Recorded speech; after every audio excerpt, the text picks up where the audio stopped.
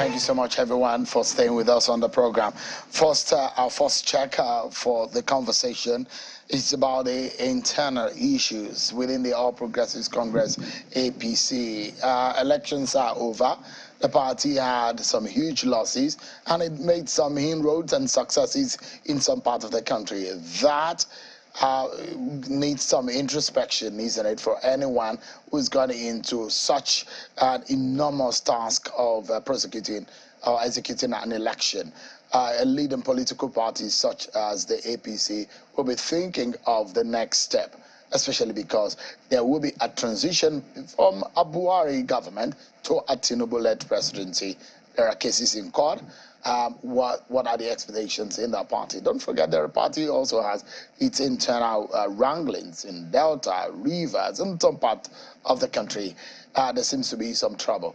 Tonight, let's get some perspectives. I'm being joined tonight by the National Publicity Secretary of the APC, Mr. Felix Morka. Thank you so much indeed for joining us. Thank you, Sean, for having me.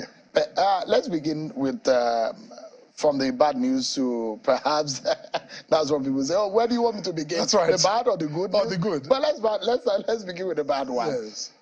Things are not really going well in some areas. The party is sharply divided after the election in some part of the country. And interestingly, you are from Delta State, and it looks to me that the center is not holding. Oh, the center is firm. The center is holding in Delta. We had an election which was, keenly contested by our candidate, Senator Omo-Agege, who is the current Deputy President of the Senate of the Federal Republic. And he put up a formidable fight for the office of governor, which he contested. Now, the last has not been heard of that story. Yes, the candidate of the PDP was declared as winner, but make no mistake, Senator Omo-Agege is approaching the tribunal and contesting very vigorously the outcome of that election. And as law-abiding citizens, yes, he's elected to be quiet, to take his matter to court, which is what we have urged everyone who lost the election to approach the courts. He's doing just that. And I am quite convinced, I have no doubt whatsoever, that at the end of the day, he will get a fair day in court and actually upturn the outcome, the declared outcome of that election in Delta. Because Delta was a sordid case of election fraud. It was unbelievable what happened. That I was there. I was a witness. So I'm not speaking to what was told to me. I'm speaking to what I witnessed, even in my own unit, which I won. What happened that that didn't go in your favor? It was vote buying. All of the Who currency. are those buying votes? By the PDP, by the Okowa, government. They said in fact, you also participated. These are the allegations coming from the state. Well, that it was a common place. I mean, that your party also partook indeed. People can make allegations. But, like I said, I was a witness. I was a participant. I was there in my unit vote buying from beginning to end. All of the currency, the brand new notes, the mint notes that Nigerians were queuing all over the place, in search for, were there, in abundance to Okowa and his, agents, paying people. Even the night before the election. You say Okowa, Governor did you see him? Did you see him? Because, you are a lawyer, so you know more than just to give, to lay an allegations mentioning people to a criminal offense, such as vote buying or election manipulation. No. Okowa, Senator, Anthony Okowa is the current governor of Delta State. He's the leader of the PDP in Delta. So as governor, yes, I think it's fair to attribute to his leadership all of the atrocities committed by the party in Delta under his leadership. Now, I'm not suggesting that in my unit, for instance, Okowa was physically present. He wasn't. But as leader of the PDP in Delta State, my case is that he presided over a mindless scheme of vote buying in Delta, including my unit, which I, fought, blow by blow and defeated to win my unit, including an attempt by, agents and thugs of the PDP to overrun and seize control of my unit when they realized I was winning my unit, and that's Unit 5 in Ward 8 in Eka South of Delta State. But of course, there was good. That is also the area where the governor comes from. No, he's an Eka person too. No, the governor comes from Eka, northeast. North, yeah. I come from Eka South, but Eka Northeast and Eka South, both make up the federal constituency of, the Eka federal constituency. So yes, so he's, a member of the federal constituency, even though from the other side of the yeah. That is correct. So in any event. So in short, you do not agree. Yes. With the conduct of the election, and you think that the election was manipulated in your said, is that your position? It was manipulated. It was a lot of violence unleashed by the PDP. It was a lot of vote buying. It was a lot of fraud perpetrated by the PDP. So you have your evidence, right? Yes. And you're taking them to court. We're taking them to court. Okay, so we allow you to stay in court. But absolutely. The question is that, there are stories coming that your candidate, your governorship candidate, has been suspended from the party. What is the true position? You are a national leader of the party, so you should be able to tell us. Utterly ridiculous. We have a state executive committee in Delta that was, elected and inaugurated at the last Congress of the party. Anyone can check it out. The information is out there. That state executive committee is led by Elder Omeni-Sobotie. He's the state chairman of APC. Now, in recent days, in the last few days, the party had reason to suspend the person of Cairo Jubo from the party, who is happens to be from my local government. It was before suspended. The election, or no, after the election, just in the last few days after the election. The party had reason to follow the constitutional process to suspend him from the party.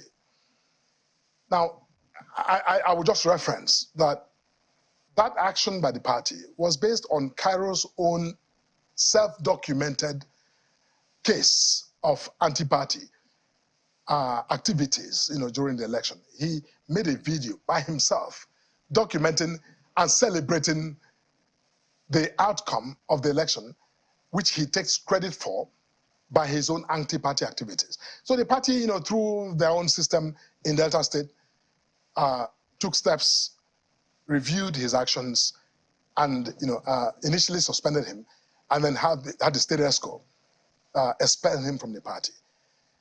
So by the action, has it been confirmed at the party at the national level, that action of the state executive?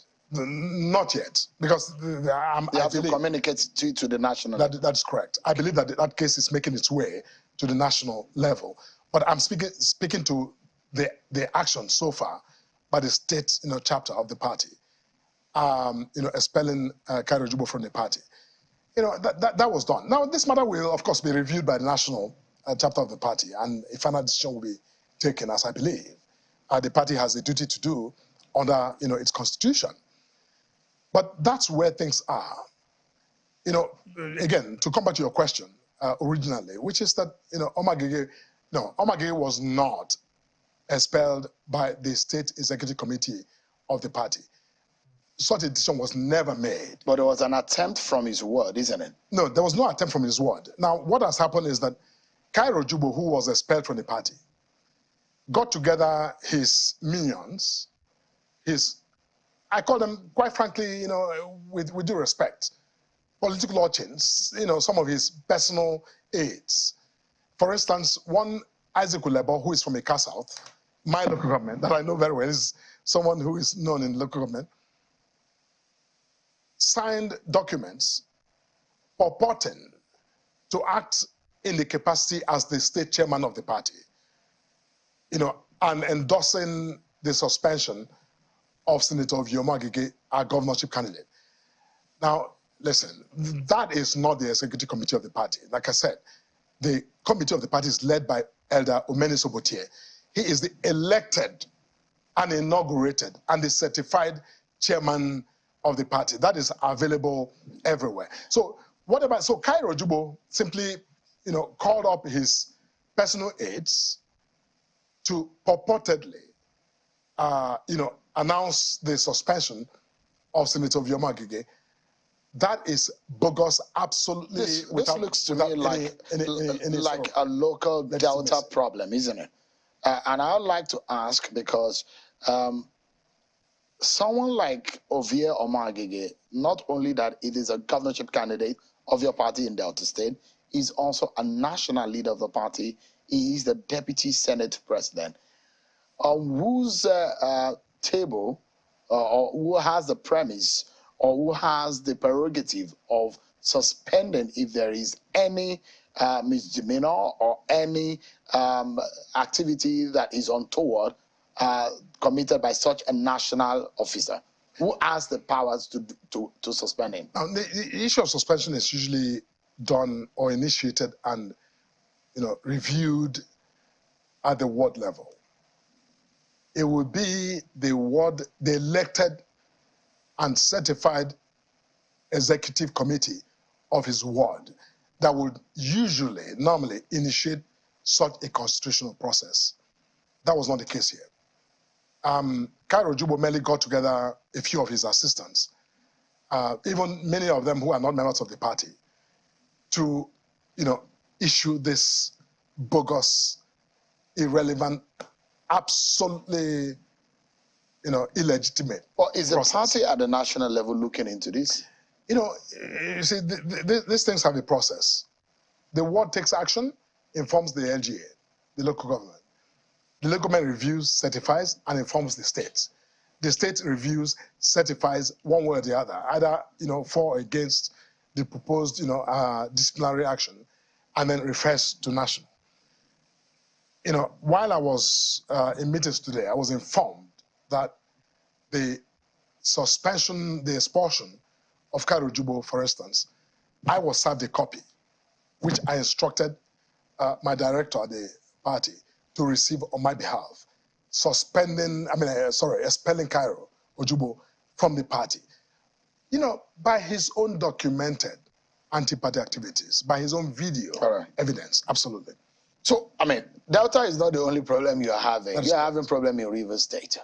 And there are those who say that those who did not even work for your party at the presidential election.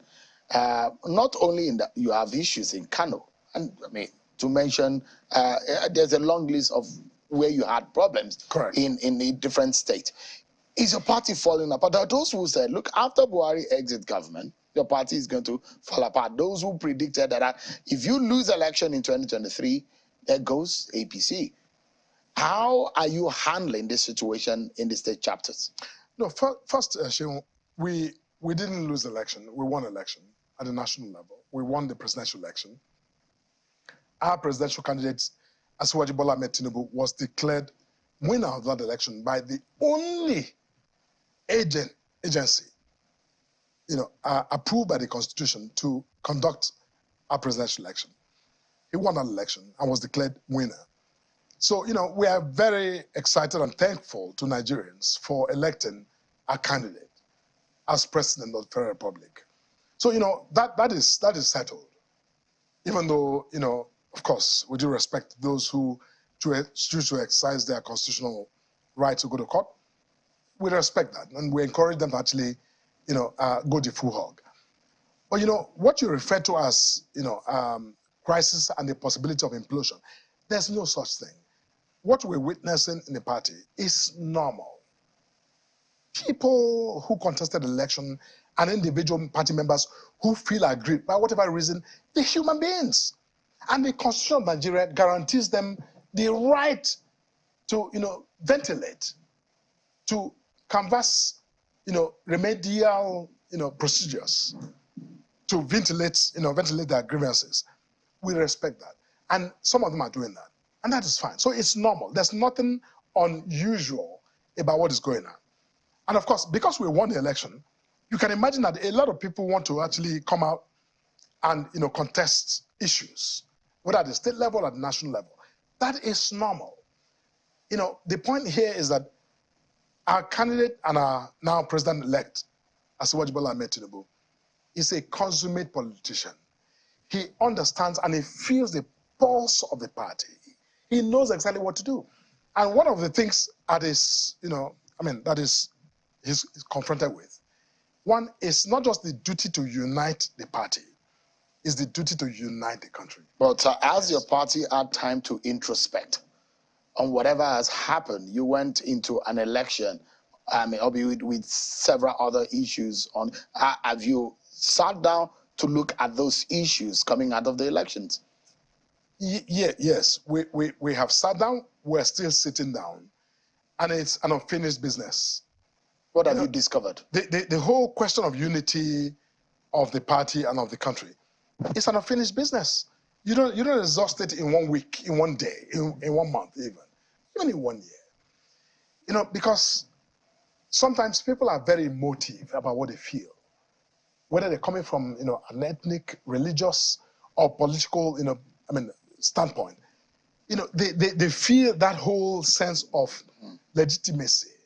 Our argument is important, probably more important than others, trumps everything else. That's the way they present it. But the point is that the party is keenly aware of the importance of engagement in this moment. Mr. Morka, yes. Why is the legitimacy of your victory at the presidential election been these heavily contested and criticized? It does look like the opposition is painting your victory and your mandate as illegitimate. Why so? Self-serving. Self-serving. There are people, unfortunately, in our democracy who can handle the fact that they lost. And personally, I feel some level of sympathy for them. You contest an election and you actually, give it all you've got.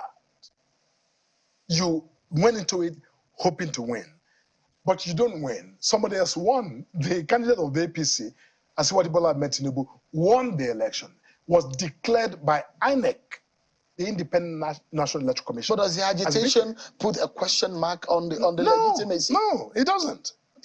Does your party feel in some way that maybe your victory is not widespread? Oops, absolutely. Maybe your victory is not widely acceptable. No, and there are those who are criticizing that there are some leaders across the world who are yet to come to terms with the victory of your party. No, I don't think that that's the case. See, we have a ground norm that is called the Constitution of the Federal Republic. We have other laws, like the Electoral Act, and like, whatever guidelines INEC may have issued. The Constitution says that INEC, being the legitimate and, legally authorized agency to conduct elections, has done so, has declared winners in the election. Now, anybody else who did not win the election actually has the right to approach the third arm of government, which is the judiciary, to interrogate and attempt to upturn the outcome. You see, when I see people who have gone to court, you've gone to court.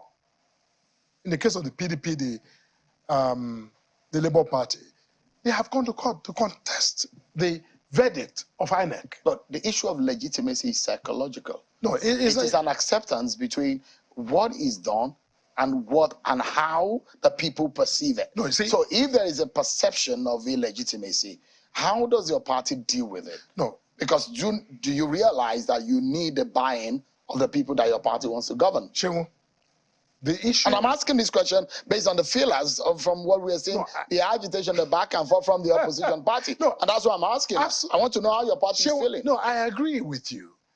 But I disagree on the question of the basis for legitimacy or illegitimacy. An election was conducted. The authorized agency declared our candidate, Asiwaju Bola Ahmed Tinubu, as the winner of that election. Now, the question of legitimacy is not an objective question. It's a subjective question. If you say it's based on the psychology of people, psychology is subjective. It's not an objective question. Objectively, INEC counted the votes and declared Asiwaju Bola Ahmed Tinubu to have won the election because they are authorized by the Constitution. Now, there's a presumption of legitimacy that's attached. People can attack that, they can question that, they can interrogate that, but that does not defeat the legal presumption that Asiwaju won the election. But does the party understand that there is a work to be done to fix that gap? Look, Asiwaju Ahmed Tinubu, every statement he's uttered from the day he accepted his election as president-elect till today, every statement he's made has been in realization that this country, but part of what I consider to be the most important mandate of this president-elect, on our platform, is the duty to unite Nigeria, to bring Nigeria together, with the understanding of those who, who challenge, who question the legitimacy of his election. He has said every word by the book, saying, you know what, I will be the president of Nigeria, of every Nigerian, not just of the APC or those who elected him, but even of those who voted against him and who are vocal today. He will be the president of Peter Obi. He will be the president of Atiku Abubakar as citizens of this country. Does it mean that he will work with them in forming government? Is it possible? He will, do his duty as president-elect to unite this country, to bring everyone and every perspective and opinion and interest together. You will see that in the coming days when he begins to announce his cabinet and begins to work with National Assembly, the 10th Assembly, to put in place the leadership of that assembly. He will do that. I have no doubt at all. That takes me to the conversation I'd like us to anchor on, and which is the National Assembly politics. Yes. Your party has signified that there will be a zoning arrangement. When is that meeting going to happen? Soon, very soon. Right now there are consultations ongoing. But Shewa, I can tell you without equivocation that our party is keenly attentive to the urgency and the imperative of ensuring that there's fairness, there's equity, there's justice, and there's inclusion. What does that mean to APC? That means to APC, for instance, that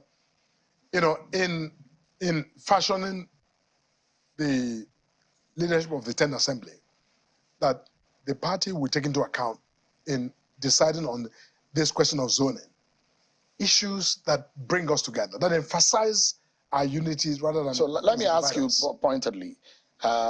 You have a Muslim president-elect, a Muslim vice president-elect, and they're from different regions of the country. Correct. And if you look at that diagram on your screen and the question mark on the undecided position, which are from the National Assembly, the question would be, how would you justify and how would you spread the issue of these are the loopholes in our politics? Issue of religion, issue of ethnicity, as much as we think that these are those gaps that we do not want to take advantage of, but then those sensibilities also needs to be attended to. In terms of religion and regional spread, is your party considering those? For example, the Senate president, are you considering going into the South? Just a few weeks ago, the leadership of the party sat down with the president-elect and the National Assembly members-elect of our party to, have conversation, to begin to, bring people within that whole frame of understanding. What I can tell you is that our party is committed to doing fairness, doing justice, and doing equity. You said it earlier, and yes. I'm asking precisely, yes. Are you considering religion and regional spread? Look, listen. If Bola Tinubu is from the Southwest, yes. Kashim Shettima is from the Northeast, correct. Where do you, for example, zone the Senate president?